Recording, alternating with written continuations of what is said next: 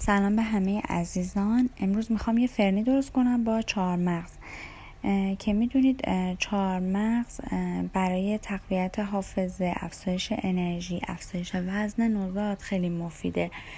به این صورت که یک قاشق چایخوری آرد برنج، یک فنجان شیر و یک قاشق چایخوری از پودر چهارمغز رو من با هم ترکیب میکنم. در اینجا از یک قاشق چایخوری شیره خرما هم استفاده کردم. به این صورت مواد رو با هم دیگه ترکیب میکنیم، روی شعله میذاریم تا کمی سفت بشه.